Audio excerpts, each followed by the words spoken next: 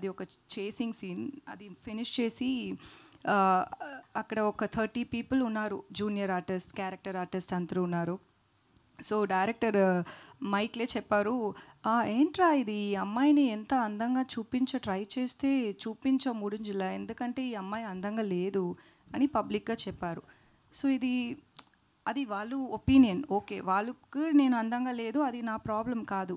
But అది ఒక పబ్లిక్గా చెప్పినప్పుడు నాకు ఎలా కాన్ఫిడెన్స్ వస్తుంది? నెక్స్ట్ షాట్ నేను వెళ్ళి నా కెమెరా చూసేటప్పుడు ఒక వాళ్ళ అందరూ ఉన్నారు, వాళ్ళకు ఒక 8 అసిస్టెంట్స్ ఉన్నారు కదా. సో 8 అసిస్టెంట్స్ ఉంటారు ఆ డైరెక్టర్కి, అందరూ కూర్చి ఏమో నవ్వినే ఉంటారు.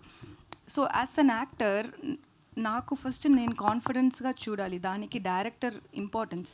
నాకు బ్యాచులర్ చేసేటప్పుడు నేను మేకప్ లేదు, హెయిర్ చేయలేదు, ఏం లేదు, అది డైరింగ్గా నేను అది చేశాను, ఎందుకంటే అది నాకు ఫస్ట్ మూవీ.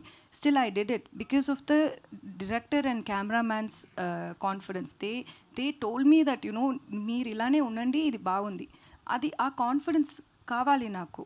సో ఒక ఫస్ట్ టైం ఒక మూవీ చేశాను, ఒక కొత్త ఇండస్ట్రీ, అది అన్నీ వాళ్ళు ఏం థింక్ చేయనే లేదు, ఇలానే మళ్ళీ చేసినా అదే నేను అడ్జస్ట్ చేశాను. నేను ఓకే, ఒక్కొక్క డైరెక్టర్కి ఒక్కొక్క స్టైల్ ఉంది, ఓకే, అది నేను ప్రాబ్లం చెప్పలేదు.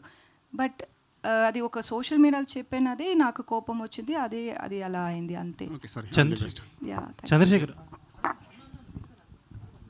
చంద్రశేఖర్ గారు, సో అంటే ఒక 2 ఫిల్మ్ ఓల్డ్ ప్రొడ్యూసర్గా మీరు 10 and 10 మూవీస్ తీసిన ప్రొడ్యూసర్గా, అంటే అంత బ్లంట్గా ఇద్దరు కొత్త టెక్నాలజీ అని చెప్తున్నారు కదా, like it's more like a bluffing, Sudheer dubbing అనేది. So being a producer, that 2 film old producer, అది ఆ బ్లఫింగ్ అనేది ప్రస్తుతం పనిచేయచ్చేమో, బట్ జనాలకు వెళ్ళినప్పుడు లేదంటే ట్రేడ్కి వెళ్ళినప్పుడు ఎంతవరకు వర్కౌట్ అవుతుంది మీకు? బ్లఫింగ్ అనుకుంటున్నారు, నాకు అర్థమవుతలేదు. క్లియర్గా పెట్టాలని అనుకున్నది మేము సినిమాలో పెడదాం అనుకున్నాం. ఇప్పుడు నేను మీకు నిజం చెప్తే హీరో ఫ్యాన్స్ బాధపడతారు, అర్థమైందా? సో నేను ఇప్పుడు టీజర్ చేస్తున్నాను, I'm still requesting him to come. నేను ఇప్పుడు